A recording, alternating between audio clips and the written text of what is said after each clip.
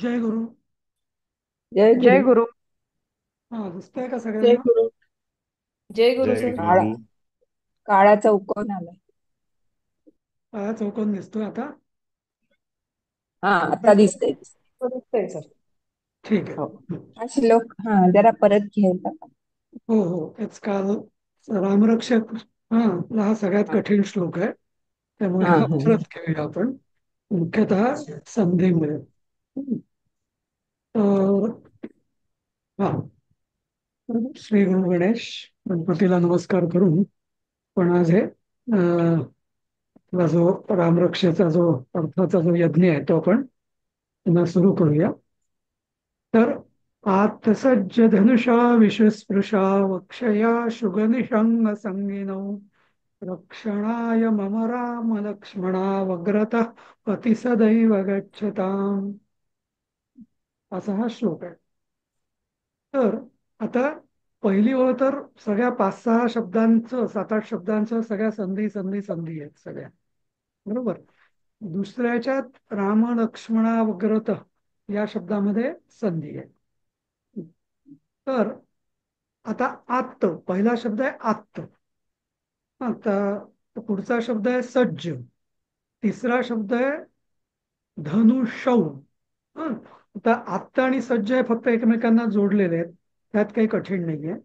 पण धनुषौ आणि ईशस्पृशो, धनुषौ आणि ईशस्पृशो. तर औ अधिक ई, तर आव होतं, आवी होतं, आवी. हा, आवी. हा, तर धनुषौ ईशस्पृशो होते धनुषाविशुस्पृशा. औ अधिक ई बरोबर आवी, असं लक्षात ठेवा. हा, समजलं? औ अधिक ई बरोबर आवी. हा, तर त्यामुळे ते त्याचं धनुष्यौ अधिक ईश स्पृश. नंतर मग स्पृशौ अधिक औ अधिक बरोबर परत आव होतं, म्हणून स्पृशौ अधिक अक्षया, त्याचं स्पृशौ अधिक अक्षयाचा शावक्षया असं होतं. म्हणून अक्षया शुग निषंग संगीनो. अक्षया अधिक अक्षय अधिक आशुग अधिक निषंग अधिक काही संगी. बोलतो काही नको खरंच नको. पोहे म्यूट खातील करा. ते त्यांना विचार तू मला आता मी मला. हा. तर हा. इथं अक्षय अधिक आशुग अधिक निषंग अधिक संगीन, हे संधीचं सगळं कळलं का तुम्हाला?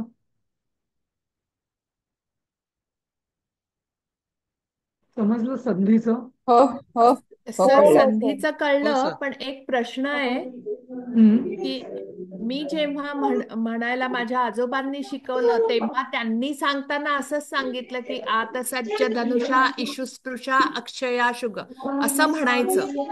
तर मग विषुस्पृशा म्हणायचं का नाही नाही इशुस्पृशा म्हणायचं? नाही नाही, जे जे एक मिनिट, बाकीच्यांनी म्यूट करा, हा बॅकग्राऊंड आवाज येतोय. नाही नाही, मी जे दिलेलं आहे ना असंच म्हणायचं. हा. हा, कारण धनुष्या इशू स्पृशा, मग इथे धनुषौ काय आहे माहितीये का, धनुष्य दोघांच्या हाती आहे, एकाच्या हाती नाहीये. त्यामुळे धनुषौ. हा, त्यामुळे दोघांनी धनुष्य द्विवचन. सज्ज केलेलं आहे, द्विवचन आहे. त्यामुळे ते धनुषौ आणि ईशस्पृशा, त्यामुळे धनुषा विषस्पृशा असंच म्हणायचं. अच्छा, आणि असंच मग म्हणायचं. ओके. आणि स्पृशौ अक्षया, त्यामुळे ते स्पृशा अवक्षया, दोन्ही ठिकाणी वी आणि व यायलाच पाहिजे, नाहीतर ते ओके. ओके. व्याकरणदृष्ट्या चुकीचं आहे. आणि इव्हन ओके. रामरक्षा हा मंत्र असल्यामुळे यात आपण फेरफार करू शकत नाही. इव्हन हे संधी तोडून पण म्हणायचं नाही. नाही, हा, हा, आणि एका नाही श्वासात म्हणायचं. ओके. म्हणायचंय. हो हो शक्य एकाच. शक्यतो शक्यतो हा. शक्यतो हे आणि शक्य होत ते. शक्तीने बरोबर आहे, पण शक्तीनुसार अर्थात. हा, जसं आता ज्याला शक्य असते त्याने. दिसायला हा आपण एक सेकंड श्वास घेतो ना, हा, म्हणजे नाही. हा, तसंच धनुषा विस्पृशा वक्षया नाही नाही नाही नाही शुगनिशंग नाही संगिनो नाही असं म्हणतो ना. नाही, अश्विनी असं नाही. नाही करायचं. हा आधीच हा आधीच श्वास घ्यायचा थोडा. हा. हम्म. हा. आणि आणि मग ओके म्हणायचं. ओके. आणि मग ओके पूर्ण हा एक हा. वाक्य म्हणायचं, बर. आधी श्वास पूर्ण म्हणून घ्यायचा असं. हा हा हा श्वास हा हा घ्यायचा हा आणि उश्वासामध्ये हे सगळं म्हणून होतं. तुम्ही बघितलंय का ओके. कधी हा, म्हणजे बरोबर. लता हो हो मंगेशकर वगैरेंच्या मी लाईव्ह कॉन्सर्ट तुम्ही जर बघितले असतील मोठमोठ्या गायिकांच्या वगैरे गायकांच्या, हम्म. तर हा ते हा काय करतात, एक हम्म. ओळ म्हणण्याआधी पुढची ओळ म्हणण्याआधी तोंड असं बाजूला करून, नाहीतर श्वासाचा आवाज हम्म. आवाज घ्यायचं. स्पीकरमध्ये हो येतो म्हणून तो बाजूला घेऊन हो पूर्ण हो, श्वास बाजूला घेतात आणि मग घेतात. हो. एकादमात घेतात, तर तसंच म्हणायचं. येस. हा हा. येस, हा बरोबर. तसंच हा. धनुष्य अगदी लहान मुलाला शिकवताना आपण तोडून तोडून शिकवलं तर हरकत नाही, पण त्यालाही तेच सांगायचं की बाबा रे, पूर्ण म्हटल्यावर तू एकदा शिकल्यावरती हे पूर्णच म्हणायचंय असं. हा हा. मी हम्म. पूर्वी ना सर कॅसेटवर ऐकलेलं ना, अगदी पूर्वी ज्यावेळी मी पाठ केली त्यावेळी, 25 हम्म. वर्षापूर्वी, हा. त्यावेळी असं होतं त्यामध्ये. म्हणजे इथं विसूस्पृशाला 1 सेकंद असा हे होता, म्हणजे एक श्वास नाही तेच, सोडायचा आणि काय पुढचा. असतं कधी कधी ते शिकवण्यासाठी म्हणतात तसं. हा शिकवण्यासाठी. हा हा कारण ज्याला काहीच येत हा नाही हा त्याला हा एवढी मोठी ओळ कशी म्हणता येणार, शक्यच नाही. 4 हा तुकड्यांमध्ये हा करून हा. सांगावं लागेल पहिल्यांदाच. हा. हो पण ते हो शिक हो, बरोबर. हा. ठीक आहे. तर आता हं. इथं सगळ्या बरं, म्हणजे आता तुम्हाला हं, संधी कळल्या, या शब्दांचे अर्थ कळले. आत्त म्हणजे म, हे काय अ, आ, म्हणजे स्वीकारलेले. जसं आत्त म्हणजे स्वीकारलेलं. धातुसाधित आहे. हा. नंतर हं. सज्ज म्हणजे सज्ज. धनुष्य म्हणजे 2 तयार. धनुष्य, हो. कारण रामाच्या आणि लक्ष्मणाच्या. आता म्यूट करा हा सगळ्यांनी. हा. इशू स्पृशऊ म्हणजे दोन्ही धनुष्यावरती बाण स्पर्श केलेला आहे, म्हणजे त्या दोरी ओढलेली आहे बाणाला लावून. हा. अक्षया अक्षय आशुग. अक्षय आशुग म्हणजे अक्षय म्हणजे अक्षय बाणांचा, वेगवान बाणांचा अक्षय भाता, ज्यांच्या संगतीला आहे, जवळ आहे, असे दोघं. कोण? राम लक्ष्मण, असे राम लक्ष्मण हे दोघं. हा. मम रक्षणाय म्हणजे माझ्या रक्षणासाठी. हा. पथी म्हणजे मार्गात. सदैव गच्छताम, सदैव तुम्ही पुढे जा, माझ्या समोर राहा असं. जा किंवा चाला असं. तर मी जे काल तुम्हाला सांगत होतो, तसं कुठे कुठे कोणीतरी असं म्हटलेलं मला आठवतं, की असं जेव्हा आपण जंगलातनं एकटे चाललोय, घाबरलोय एकटं, तर तेव्हा म्हणजे कोण येईल काय येईल, तर तेव्हा अक्षरशः म्हणजे लोकांना अनुभव आलेत या श्लोकाचे, की कोणी आले आणि त्यांच्यावर ते हल्ला हो करू हो शकले नाही, तर लुटारू किंवा म्हणजे कधी कधी निर्मनुष्य रस्त्यावर हो, आपण हाच एकले श्लोक चालतो. म्हटल्यावर. हा. तर या हा. श्लोक म्हटल्यावरती बाहेरच्या देशात एका त्या त्या मुलीला आलेला लोकांना तो वाटतं पाठ की केला आपल्या भोवती कोणीतरी आहे. हा. त्यामुळे ते आहे. हा. आपल्याला हात लावू धजावत नाही असं. असं या श्लोकाचा महिमा हम्म. बऱ्याच ठिकाणी सांगितलेला आहे. ठीक आहे. तर पुढे जाऊया. तर आता आतापर्यंत हे जो म्हणजे म्हणजे भावांचं हे वर्णन होतं आणि प्रार्थना होती. आता पुढचा श्लोक 21वा. सन्नद्ध कवची खड्गी चाप बाणधरो युवा गच्छन् मनोरथोऽस्माकं रामः पातु स लक्ष्मणः. तर सन्नद्ध म्हणजे काय? कटिबद्ध. बद्ध, सन्नद्ध, कटिबद्ध किंवा परत सज्जच असं. कवची कवच घातलेला. खड्गी म्हणजे तलवार धारण केलेला किंवा तलवार हाती असलेला. चापबाण धरा. हा चापबाण धरा म्हणजे चाप म्हणजे धनुष्य, बाण म्हणजे बाण, तर धनुष्य बाण धारण केलेला. युवा युवा म्हणजे तरुण. तरुण आता इथे एकच आहे हा, त्यामुळे युवऊन म्हटलं, युवा म्हटलेलं आहे एक राम. हा. मनोरथ हा. हा. अस्माकं मनोरथ हा गच्छन म्हणजे आमचे मनोरथ जावो, म्हणजे सिद्धीस जावो किंवा सिद्धीस नेवो. हा.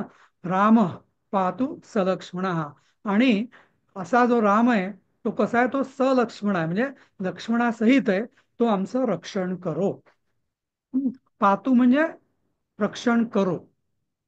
समजलं? सोपा अर्थ आहे याचा. ठीक आहे.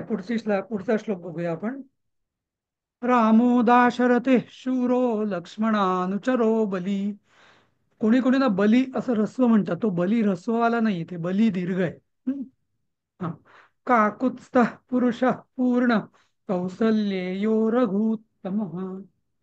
तर लक्ष्मणानुचर म्हणजे काय? लक्ष्मण ज्याचा अनुसर आहे असा. तर इथं ज्यांना संस्कृत कळतं त्यांच्याकरता सांगतो, हा बहुव्रीही समास आहे. लक्ष्मणस्य अनुचर हा असा तत्पुरुष समास नाहीये, षष्ठी तत्पुरुष. लक्ष्मण ज्याचा अनुचर आहे असा तो राम. ज्याला बहुव्रीही समास आपण म्हणतो तसा बहुव्रीही समास. नंतर काकुत्स्थ. तर मी तुम्हाला मागे सांगितलं होतं की ककुत्स्थ नावाचा जसे रघुकुलामध्ये इक्ष्वाकू वंशात किंवा सूर्यवंशात असे म्हणजे तसे तर बरेच होऊन गेले रामाच्या आधी, पण जे विशिष्ट प्रॉमिनंट कोण कोण होते तर इक्ष्वाकू, रघु, ककुत्स्थ हे सगळे लोक जे होते, तर हे नंतर तो दिलीप राजा म्हणून आहे. तर असे मोठमोठे जे लोक होते तर त्यापैकी एक ककुत्स्थ राजा, त्या ककुत्स्थाच्या वंशातील म्हणून तो काकुत्स्थ. हा, जसं राघव तसंच काकुत्स्थ. रघुवंशातील म्हणून राघव, ककुत्स्थ वंशातील म्हणून काकुत्स्थ असं. तर आता ही सगळी विशेषण आहेत. हा, रामो, राम हा. आता राम हा म्हणजे काय? आनंद देणारा. नाव तर आहेच त्याचं, पण त्याचा अर्थ असा होतो की आनंद देणारा. दाशरथी. दाशरथी म्हणजे काय? दशरथाचा पुत्र, दशरथाचा मुलगा. मुलगा. जसं जामदग्नी म्हणजे काय? जमदग्नीचा मुलगा. पण तो ईच य होतं, जामदग्न्य होतं. पण इथे अकारांत दशरथ असल्यामुळे दाशरथी असं होतं. शूरो, शूर हा, शूर आहे जो अगदी. लक्ष्मणानुचर हा म्हणजे लक्ष्मणा ज्याचा अनुचर आहे, ज्याचा फॉलोअर आहे, ज्याला नेहमी तो साथ देतो असा. हम्म, असं म्हटलं जायचं ना की लक्ष्मण म्हणजे त्याच्या सावली, त्याची जणू सावली होती. बली म्हणजे बलवान. काकुत्स्थ म्हणजे ककुत्स्थाच्या कुळातील. पुरुष, पुरुष म्हणजे पुरुषार्थयुक्त, म्हणजे नुसतं नावाने पुरुष नाही, तर चारी जे धर्म अर्थ काम मोक्ष अशा सगळ्या पुरुषांचा म्हणजे पुरुषार्थ युक्त, त्या पुरुषार्थांचा प्राप्त केलेला असा हा राम. कंस पूर्ण, पूर्ण अवतार.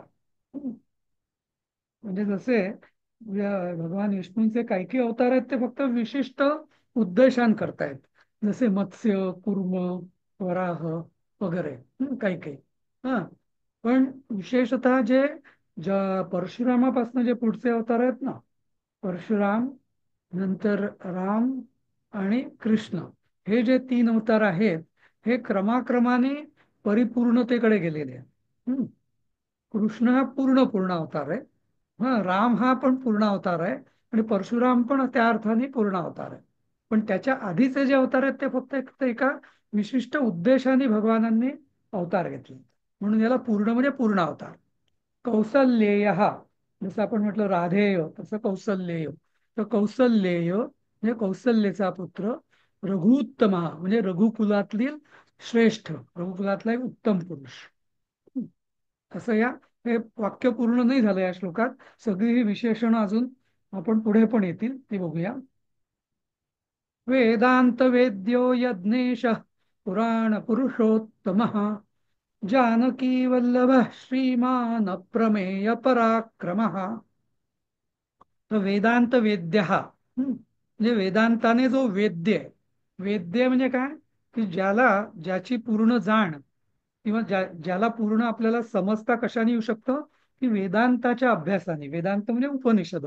वेदांता सगळ्या वेदांचा जो शेवटचा भाग आहे, हा, अंतिम भाग, जसं वेदांचे 4 भाग पडतात. हा, संहिता, ब्राह्मण, आरण्यक आणि उपनिषद. तर उपनिषदा भागाला त्यापैकी वेदांत असं म्हटलं जातं. तर या वेदांतानी जो वेद्य म्हणजे त्यात सगळं तत्वज्ञान आहे, क्रियाकर्म कर्मकांड नाही, तर त्या उपनिषदातल्या तत्वज्ञानानेच ज्याला जाणल्या जाऊ शकतं असा हा पूर्ण परमेश्वर परब्रह्मच जणू, हा, असा हा राम आहे. साधा 2 हात असलेला माणूस नाहीये. तो पूर्ण परमेश्वर आहे आणि त्याला आपण उपनिषदांच्या अभ्यासानेच जाणू शकतो, म्हणून त्याला वेदांत वेद्य हा असं विशेषण लावलंय. यज्ञेश, यज्ञेश म्हणजे काय? यज्ञाचा स्वामी. स्वामी म्हणजे काय? की ज्या यज्ञामध्ये ज्या आहुतींचा आपण त्याग करतो त्या शेवटी त्यालाच पोचतात, म्हणून त्या अर्थाने तो स्वामी आहे.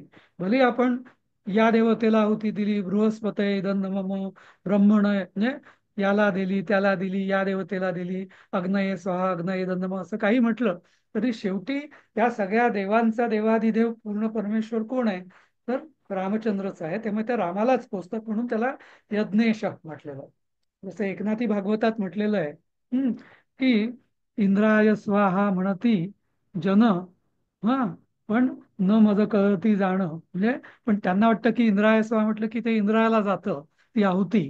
पण मग एकनाथ महाराज म्हणतात की त्यांना हे कळत नाही की त्यांनी इंद्राय स्वाहा जरी म्हटलं तरी ती आहुती मलाच पोचत असते, म्हणजे मला म्हणजे कृष्ण म्हणतो असं भागवतामध्ये. तर म्हणजे पूर्ण परमेश्वरालाच ती पोचत असते. पण जो या अर्थाने जेव्हा आहुती देतो तेव्हा त्याला पूर्ण परमेश्वराची प्राप्ती होते. नाहीतर त्यांनी इंद्राय स्वाहा म्हणून इंद्राला आहुती दिली तर फक्त इंद्र ही एक मर्यादित देवता आहे, तर ती जेवढं देऊ शकते तेवढंच देईल. पण त्यांनी इंद्राय स्वाहा म्हणून जर आहुती परमेश्वराला म्हणून जर दिली तर ती त्याला परमेश्वर की जो सगळं काही देऊ शकतो, साक्षात मुक्ती देऊ शकतो, ती त्याला प्राप्त होईल असं. तर तसा हा यज्ञेश आहे. पुराण पुरुषोत्तम, हा पुराण पुरुषोत्तम म्हणजे की पुराण म्हणजे अगदी पुरातन किंवा सनातन, पुरुषोत्तम हा म्हणजे अगदी सनातन असा पुरुषोत्तम आहे, सगळ्या पुरुषांचाही पुरुषातला सगळ्यात उत्तम, ज्यालाच आपण पूर्णावतार म्हणतो असं. जानकी वल्लभ, जानकीचा पती किंवा जानकीला प्रिय, सीतेला प्रिय. श्रीमान श्रीमान अधिक अप्रमेय पराक्रम, अप्रमेय अधिक नाही होणार, अप्रमेय हे पराक्रमाचं समास आहे. हा, तर श्रीमान म्हणजे श्रीयुक्त, श्रीमतचं प्रथमा विभक्ती. आणि अप्रमेय पराक्रम हा म्हणजे काय की अप्रमेय, प्रमेय म्हणजे जे सिद्ध केलं जाऊ शकतं किंवा जे मोजलं जाऊ शकतं. जसे आपण लहानपणी ज्यांचं मराठी मीडियम होतं त्यांना माहिती असेल की आपण थिअरम्सला प्रमेय म्हणायचो. प्रमेय म्हणजे काय की जे सिद्ध केलं जाऊ शकतं, जे मांडता येऊ शकतं, तर्कानी संगती ज्याची लावता येते त्याला आपण प्रमेय म्हणायचो, बरोबर. पण अप्रमेय की ज्याला तर्काने जाणल्या जाऊ शकत नाही, ज्याला ज्याची मोजदाद करता येत नाही, असा तो अप्रमेय पराक्रमी, म्हणजे ज्याच्या पराक्रमाची मोजदादच करता येत असा. तर अशी परत सगळी विशेषण आहेत. वेदांत वेद्य हा यज्ञाचा स्वामी, सनातन पुरुषोत्तम पूर्णावतार, जानकीला प्रिय, श्री ऐश्वर्यवान आणि महापराक्रमी. इतका पराक्रमी की ज्याच्या पराक्रमाची मोजदादी करता येत नाही. नंतर तर एक इत्तेतानि जप, शंका विचारू का? हा विचारा. हा, आता जो 23वा श्लोक आपण बघितला तर इथे हम्म. माझ्याकडे संपूर्ण चातुर्मास पुस्तक आहे, त्याच्यामध्ये यज्ञईश आहे, म्हणजे ज्ञ वरती ऐ ऐ लावलाय. यज्ञईश नाहीये ना, तर यज्ञेशच आहे ना? यज्ञेशच पाहिजे, यज्ञही नाही होणार, हो ना. यज्ञेश होईल. ओके. हा, हा. हा जसं हा. आपण ओके. संस्कृत मध्ये शिकलोय ना की अ अधिक ई हम्म. बरोबर ए संधीमध्ये, तसं. हम्म. हा, असं. हो हो. पण हा. मग तो यज्ञाचा ईश म्हणून ई यज्ञेश. ईश म्हणजे स्वामी, हा बरोबर. हो हो. जसं ओके. जसं महेश, हा तसं हो हो यज्ञेश हो. असं. यज्ञेश. Okay okay. हा, ओके, ठीक थँक्यू. आहे. आता 22व्या श्लोकाबद्दल ते रामो दाशरथी, ते रामोचं काय सांगितलं ते जरा रामो म्हणजे नीट जसं करूया. रामो राजमणी, तर बऱ्याचदा आपल्याला माहिती आहे की रामो राजमणी ऍक्च्युली रामाचं प्रथमा विभक्ती राम हा, पण ते पुढच्या शब्द अक्षरानुसार ते कधी कधी अ विसर्गाचा ओ होतो. जसं शूरो, विसर्ग संधी राम, म्हणतात तसं आहे, काही विसर्ग संधी झाली विसर्ग संधी, बरोबर बरोबर, विसर्ग संधी. आणि हा, त्याचा अर्थ आनंद देणारा रामा, म्हणजे इथे राम, राम हा शब्द आहे. हा हा, जो विसर्ग म्हणजे केल्यावर जो राम भक्तांना किंवा ज्याच्या दर्शनाने लोकांना आनंद होतो, जो आनंद देतो असा तो राम. राम या शब्दाचा शाब्दिक अर्थ रमवणारा किंवा आनंद देणारा असा आहे. कळलं कळलं. नाम तर आहेच ते, पण त्याचा शब्दशः अर्थ आनंद देणारा असा. हा.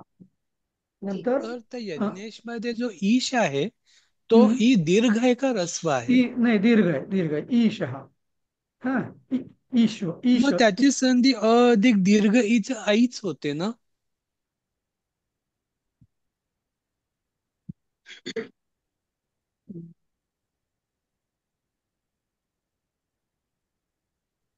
असं काही नाही. आता अधिक आ अधिक महेश आपण कसं करतो, महेश मध्ये पण हो तो महा दीर्घच आहे पण महा अधिक ईश ना, पण ते ईश. महेश मध्ये महा आ अधिक ईश ना, आ हे बघा, अधिक ई. आ अधिक ई म्हणजे पण ए, अ अधिक ई म्हणजे पण ए, बरोबर. अच्छा. ओके, ठीक आहे ठीक आहे. हा हो हो. हा, आपण 24वा श्लोक बघतो आता. इत्तेतानि जपये नित्यं मद्भक्त श्रद्धयान्वितः अश्वमेधादिकं पुण्यं संप्राप्नोति न संशयः. इति एतानी. इति म्हणजे अशा, अथ म्हणजे आता, ह्याप्रमाणे किंवा आता याच्या पुढे. इति म्हणजे असं असं झालेलं. इति म्हणजे असं, एतानी म्हणजे ह्या, इदमची तृतीया. नंतर जपेन नित्यम. आता ऍक्च्युअल शब्द जपेत आहे हा, विधिलिंग, जपतीचं विधिलिंग रूप येते, पण ते तच न होतं. जसं रामान नास्ती, ऍक्च्युअल मूळ शब्द आहे रामात, बरोबर, पण आपण समोर न आल्यामुळे तो जपा रामान नास्ती करतो, बरोबर. नाही तर राम शब्दाची पंचमी रामात आहे खरी, पण ते आपण रामान नास्ती करतो.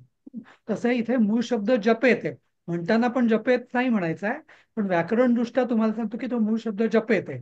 आणि जपेत अधिक नित्यम बरोबर जपेन नित्यम. स्मरेन पण तसंच आहे, स्मरेन नित्यम स्मर. हा, तर स्मरेत अधिक नित्यम, जिथे जिथे असं डबल न आलेलं आहे ना, बहुतेक वेळा जपेत स्मरेत असे तकारांत विधिलिंग स्वरूप आहे त्याचं. हा, तर जपेन नित्यत म्हणजे नित्य जप करो, विधिलिंग. हा, म्हणजे विधिलिंग जे रूप असतं करो, अशा रीतीने माझा भक्त. हा, एक वचन आहे. हा, श्रद्धेय अन्वित म्हणजे श्रद्धायुक्त. आता मत भक्त हा जरा थोडासा गोंधळ आहे, कारण का मत या शब्दाचं ऍक्च्युअली पण हे मतभक्त गीतेमध्ये पण आलेलं आहे, बरोबर, मतकर्म वगैरे वगैरे असं. तर मत हे ऍक्च्युअली अस्मतची पंचमी आहे, पण ती बऱ्याचदा षष्ठी अर्थाने पण वापरली जाते, माझी किंवा माझा किंवा माझे असं. तर अशा या स्तोत्राचा माझा भक्त श्रद्धायुक्त, कंसामध्ये म्हणता येईल अंतःकरणाने, नित्य जप करो. त्याने काय होईल तर अश्वमेध अधिकम पुण्यम, म्हणजे अश्वमेधापेक्षाही, अश्वमेध यज्ञापेक्षाही अधिक पुण्य संप्राप्नोती, त्याला नक्कीच मिळेल. हा, हा, न संशय, यात काही शंका नाही.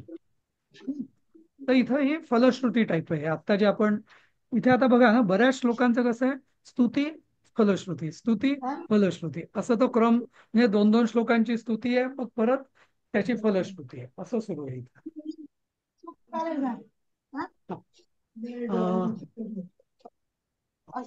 नंतर हा, म्यूट करा हा तुम्ही मध्ये मध्ये परत.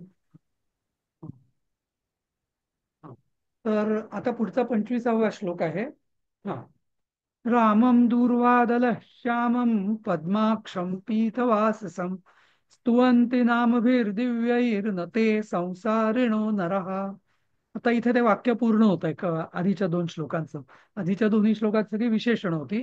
तर रामम, असा रामम, दुर्वादल श्यामम, दुर्वादल म्हणजे दुर्वा जशा सावळ्या रंगाच्या असतात दुर्वादल, त्याच्यासारखा सावळ्या वर्णाचा, पद्माक्षम, हा म्हणजे कमलासारखे मोठे डोळे असलेला, पीतवाससम म्हणजे पीतांबरधारी असा, पिवळं वस्त्र धारण केलेला. हा, आता स्तुवंती नामभिही दिव्यैही, इथे दिव्यैही नामभी म्हणजे अशा दिव्य नामांनी. नामभी, दिव्य नामाने नको म्हणायला पाहिजे, इथं दिव्य नामांनी म्हणायला पाहिजे, कारण बहुवचन आहे. हा, अशा दिव्य नामांनी, कारण काय आपण अनेक नावं घेतलेली आहेत इथं. हा, त्यामुळे दिव्य नामांनी, हा, अशा रामाचं, रामम म्हणजे हे काय द्वितीय, अशा रामाचे दिव्य नामांनी जे स्तुती करतात, न ते संसारिणू, दिव्यैही आणि न, तो र संधियामध्ये गेलेला आहे, दिव्यैही न बरोबर दिव्यैर्न, जसं नामभिही अधिक दिव्यैही अधिक न, अशी संधीची इथं फोड आहे.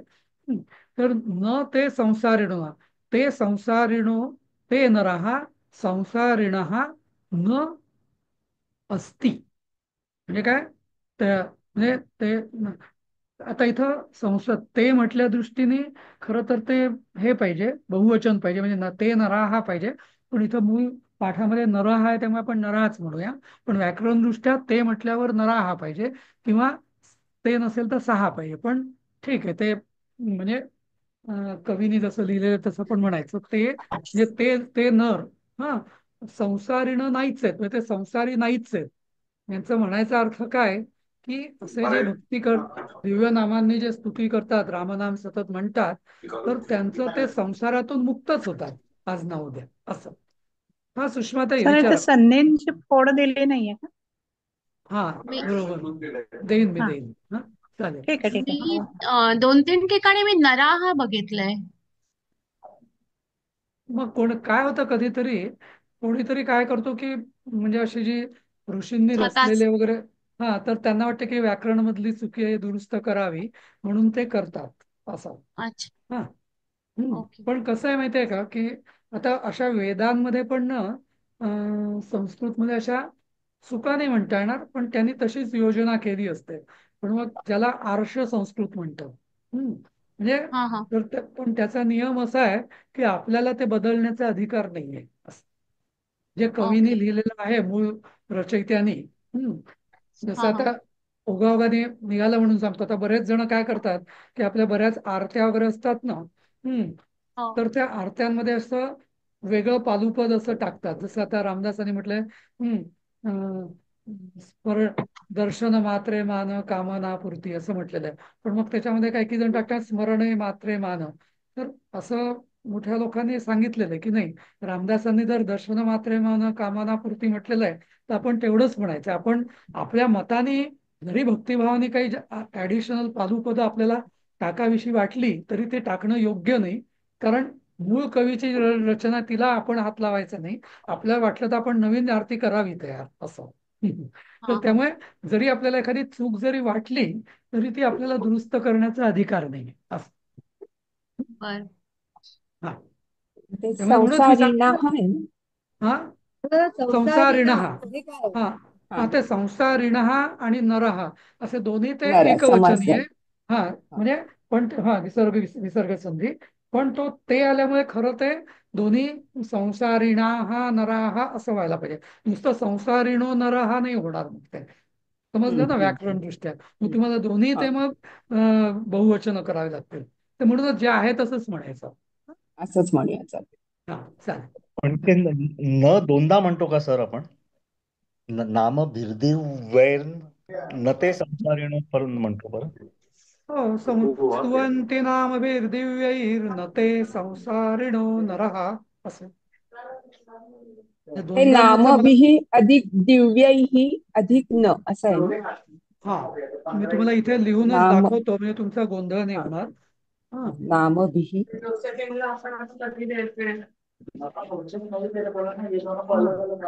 इथं नामभिही असं येईल अधिक. अधिक हा.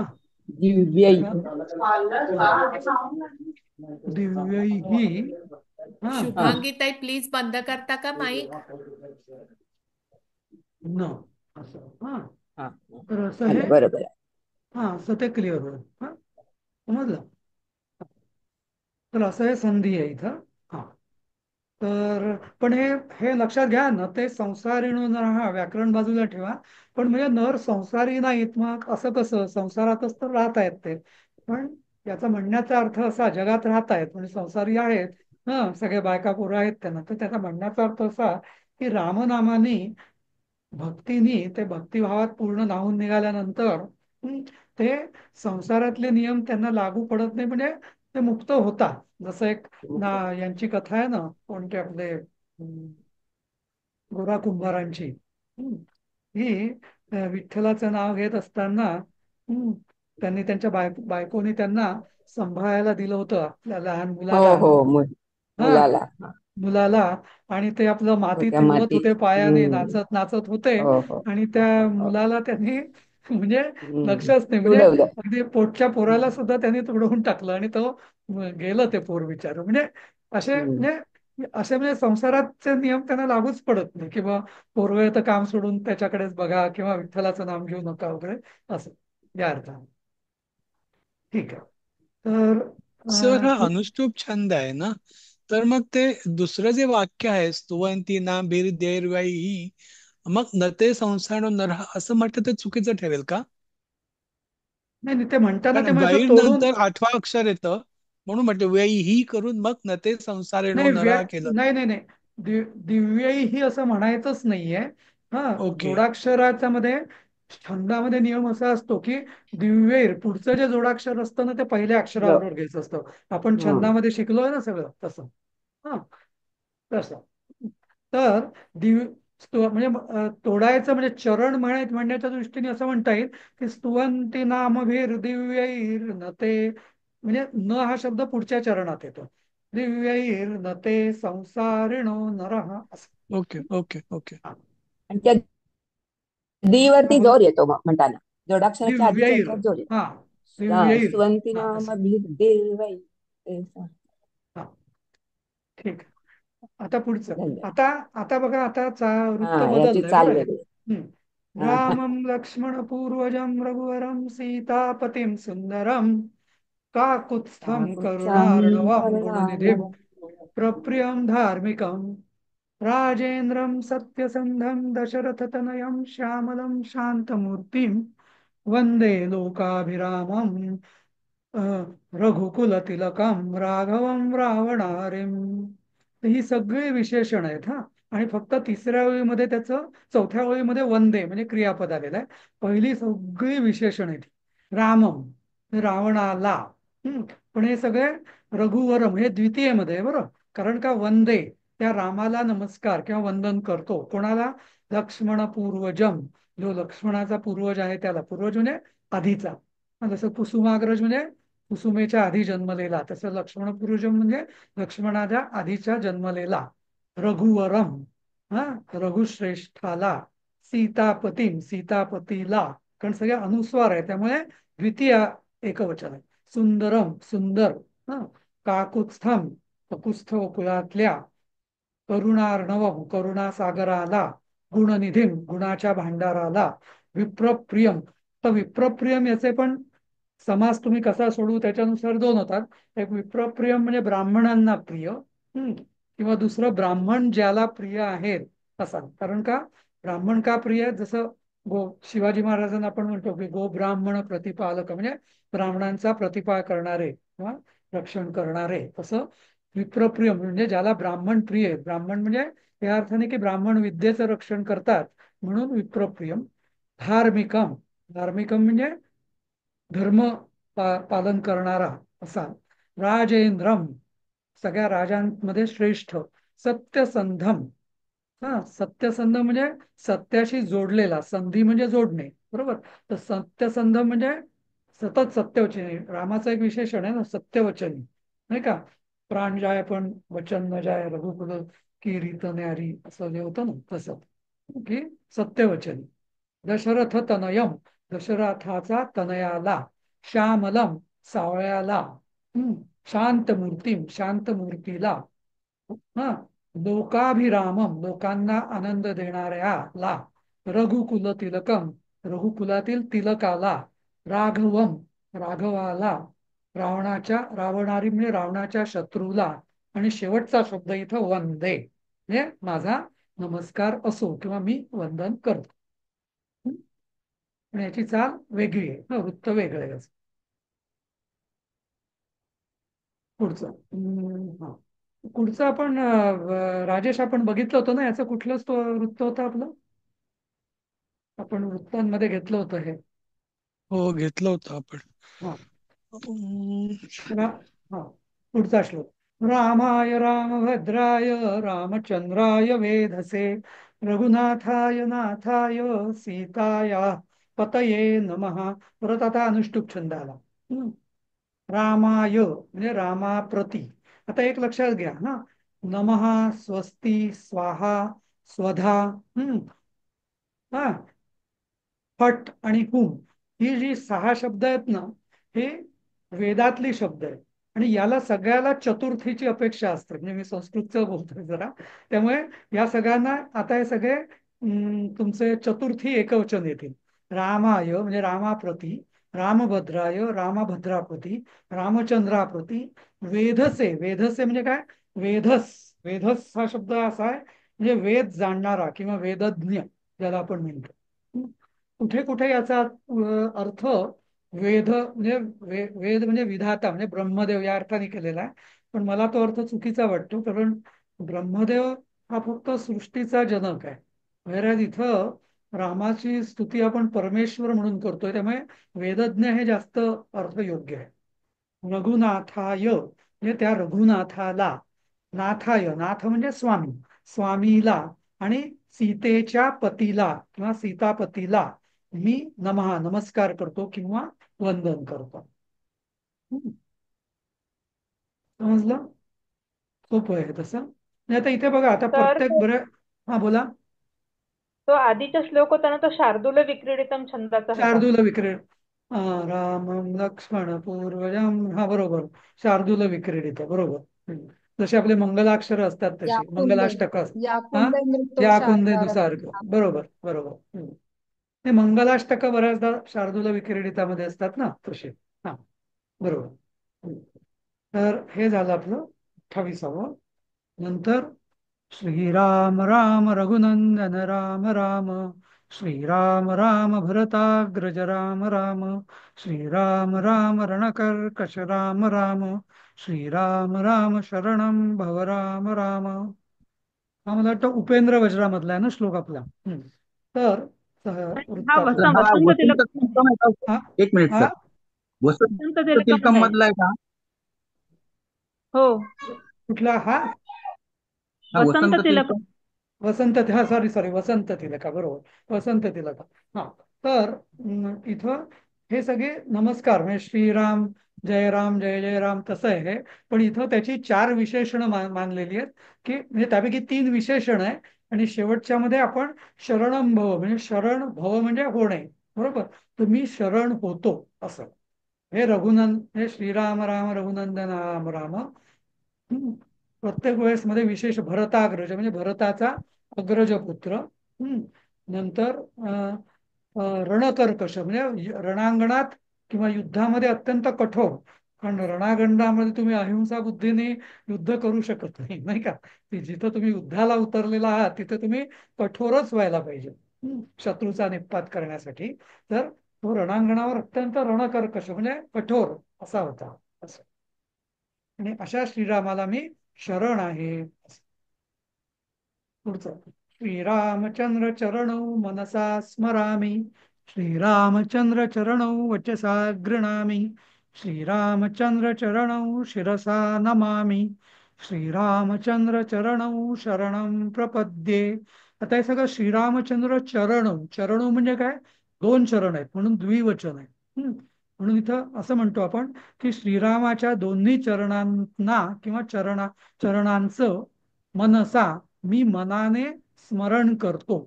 मनसा स्मरामी म्हणजे मनाने तृतीया. मनसा वचसा शिरसा शिरान डोक्याने म्हणजे असं तृतीया. तर मनाने स्मरण करतो. श्रीरामचंद्र चरण वचसा गृणामी म्हणजे वाणीने. वचसा म्हणजे वचस म्हणजे वाणी. तर किंवा वाक म्हणजे वाणी. तर वचसा हे तृतीय आहे. त्याची गृणामी गिरती नावाचा धातू आहे आपला. तर त्याचं गिरती किंवा गृणामी प्रथम पुरुषात सॉरी उत्तम पुरुषात तर म्हणजे गायन करतो. वाणीनं मी त्याचंच गुणगान करतो. माझी वाणी तिचा मी उपयोग हा त्याच्या रामाच्या परमेश्वराच्या गायनासाठीच करतो असं. श्रीरामचंद्र चरणौ शिरसा नमामि. त्या दोन्ही चरणांवर मी डोकं ठेवून त्याला नमस्कार करतो डोकं ठेवून. आणि श्रीरामचंद्र चरणौ शरणम प्रपद्ये आणि त्याला मी शरण जातो. प्रपद्ये प्रपद हे धातू आहे. प्रपद्यते आत्मनेपदी. तर त्याला मी शरण जातो.